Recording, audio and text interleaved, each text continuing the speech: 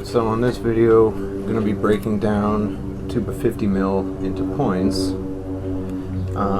First thing I want to do, which is also the last thing I'm going to use, is a couple handles to use on the end when it gets too short like this, to be able to pull another point off of it. I want to be able to attach a 12 mil handle to it, so I'm going to need a flare on this. And the end result looks something like that.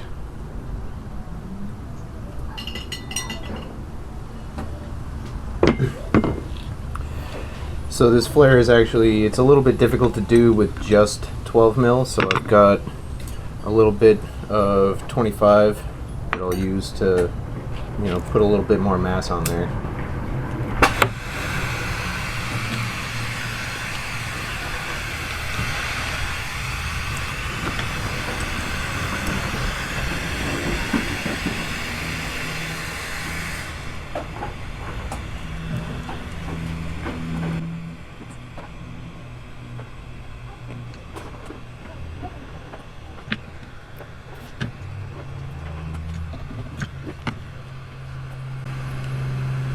So this section of 25 will actually be enough to do both of the flares that I need.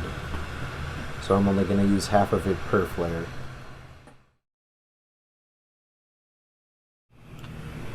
Alright, so now that I have both handles attached, I'm just going to split it right down the middle.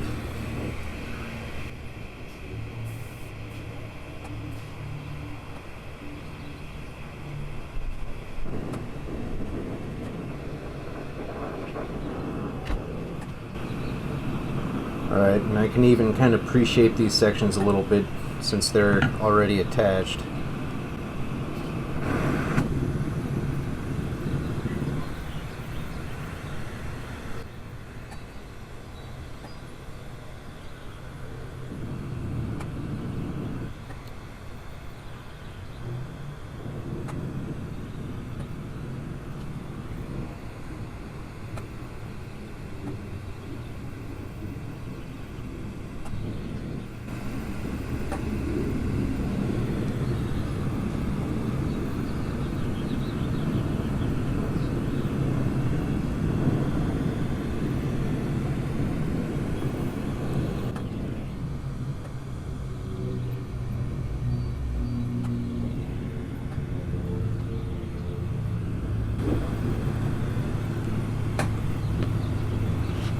Alright, so I have two sections, now I just need to flare them out.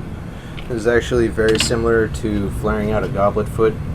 It doesn't need to be anywhere near as clean or precise, it just needs to be, in the rough ballpark of the size.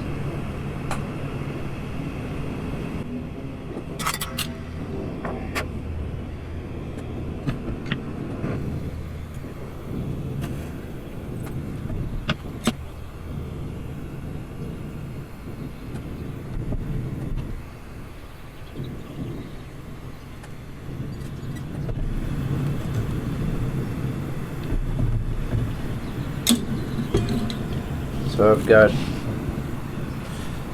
an end here that I can kind of hold it up against it to test. You can also, use a caliper if that's easier, or just eyeball it on the end of, the tube that you have. And this shape is, relatively decent little cup size. Makes that weld easy to access without burning too much of the rest of the material.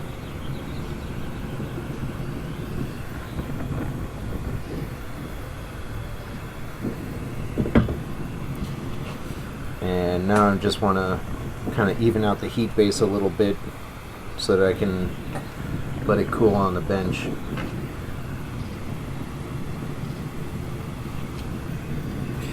And you can see it's pretty uneven.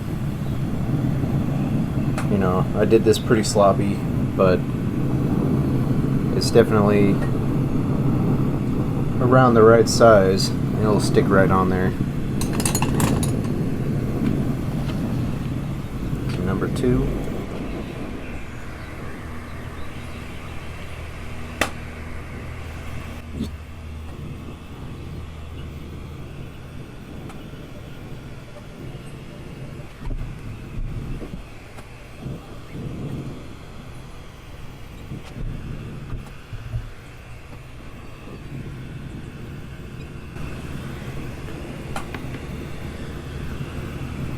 That should be a good size.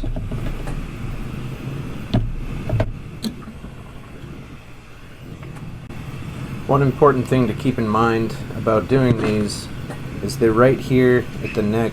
You don't want it to be too thin, because 50 mil is real thick, this flare is real thick, and if that's the thinnest part, then that's where it's going to want to collapse. So you want to have like a decent thickness there.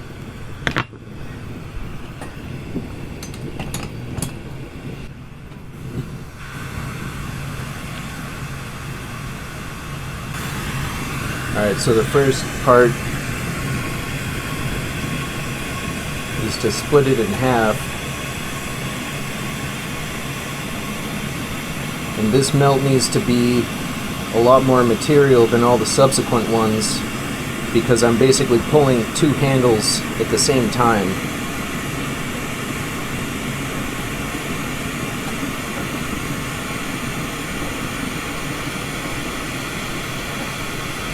And so to make it wider, I can angle it a little bit this way,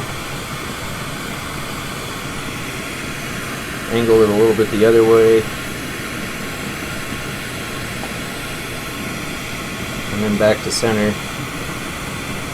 Or I can even move it a little bit to the side, and then a little bit to the other side, and then back to center. I just want to spread out that heat a little bit wider than my torch.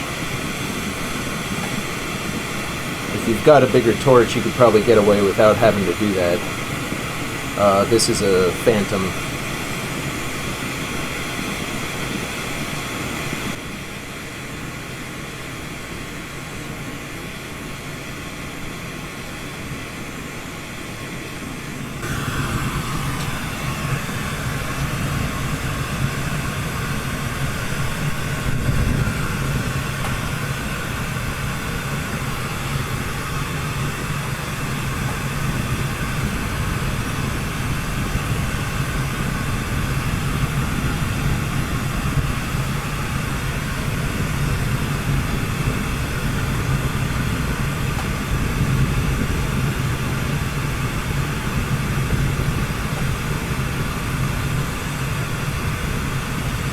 Alright, once that stiffens up a little, I'll just melt these right down in the middle.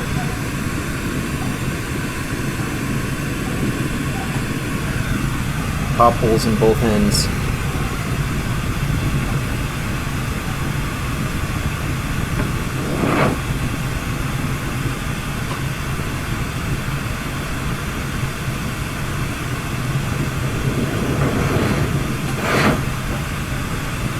Alright, now I'm just going to have to let these handles cool off.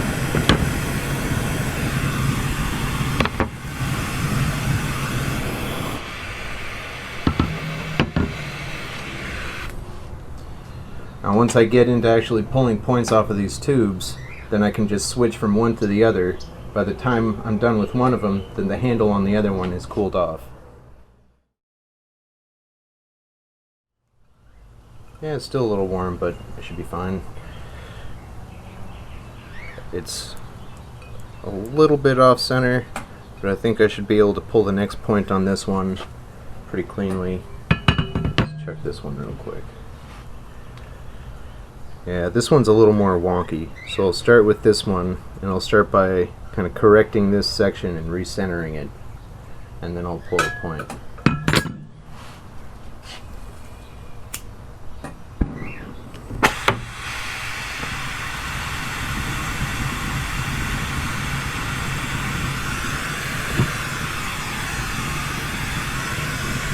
Now for corrections, it doesn't need to get very hot.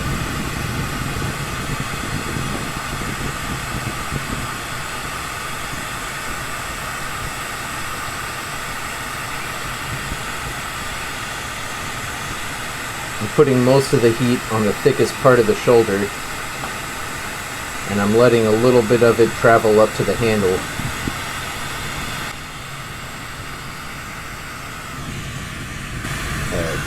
That should be good.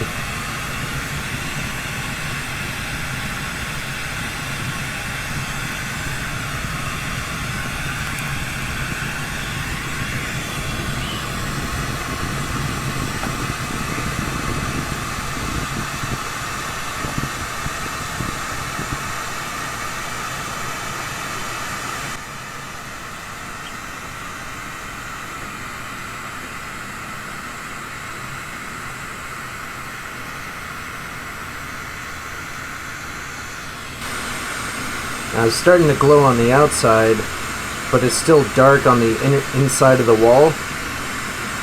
So before I pull the point, I want that heat to travel through to the middle. Right there. I'm just going to let that heat sink in a little bit more.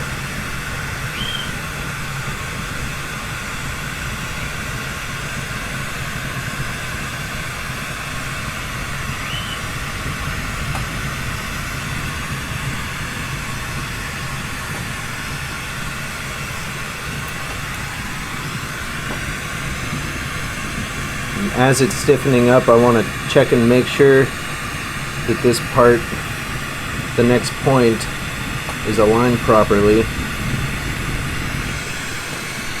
And then I melt it off of the previous one.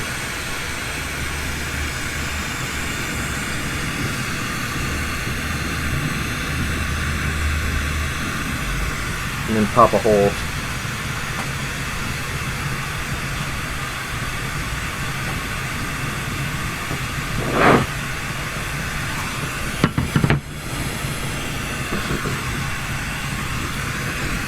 Now with your hot points, you don't want to just set them down on the hardy backer, because it can heat shock the tube and then you can end up with spiderweb cracks. It doesn't happen all the time, but it can happen. So it's a good habit to kind of put them upright into something so that they're not touching anything as they cool off.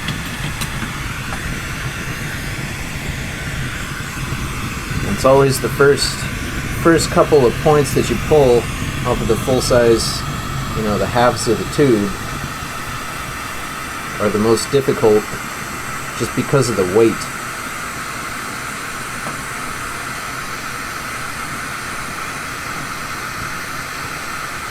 But then as you pull more points off of the tube, it gets lighter. There's less fatigue that happens.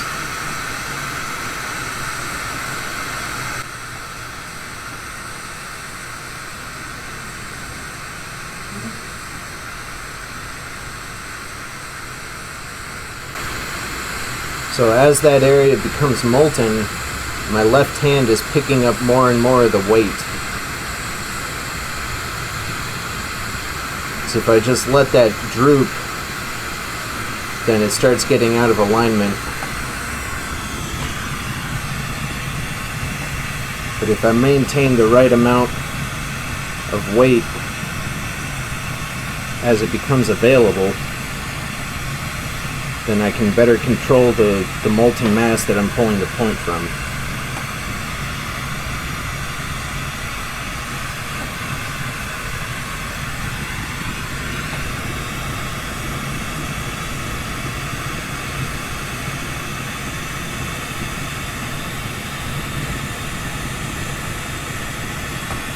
I always like to imagine a nice straight line going through from one end to the other.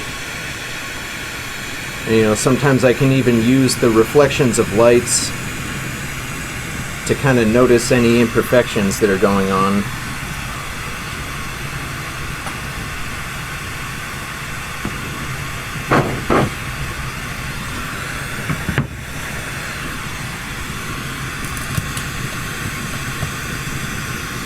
Alright, so now that I've pulled the first couple points, now I'm just going to breeze through the rest of it. Open your eyes, and stare directly into the sun. You will find that the scarred and blistered retinas are just the first half of the fun. If you close your eyes, and look towards the source of a very bright light, you will find that there's also a bright light that shines from within that will make you grin. Come on! Ba ba ba ba ba ba ba ba ba ba ba ba ba. Think and grow thin. Ba ba ba ba ba ba ba ba ba ba ba ba ba. Think and grow thin. Ba ba ba ba ba ba ba ba ba ba. Think and grow thin. Think and grow thin. Alright, so now you can see I'm left with these two ends that are a little too short to pull another point from. So now I can attach those handles that I made earlier.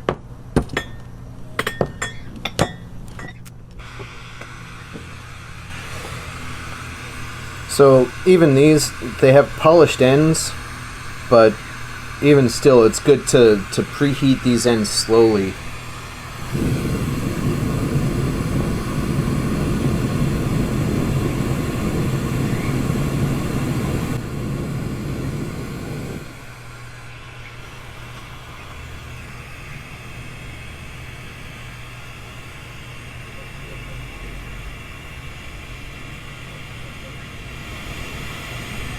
So this is where the cup shape really comes in handy.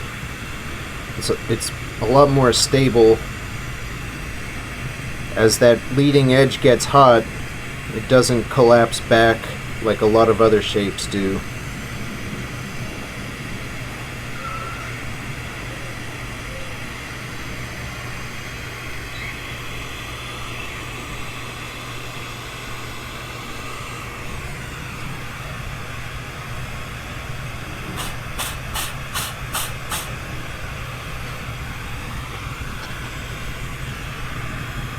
So I've got a little bit of a thin wall right there. So I'm just going to let that condense down a little bit.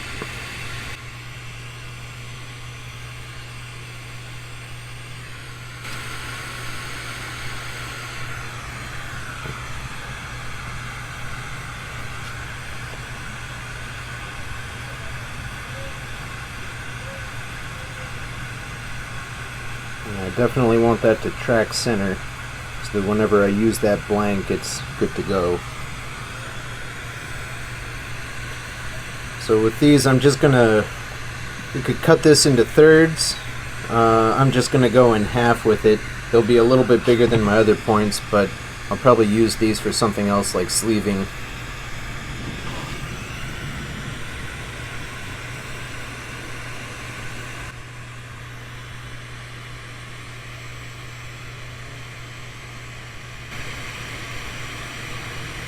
You'll notice I'm doing this rotation a lot slower than when I was pulling points, and that's because I want to kind of focus the heat in a spot so that it travels through more quickly.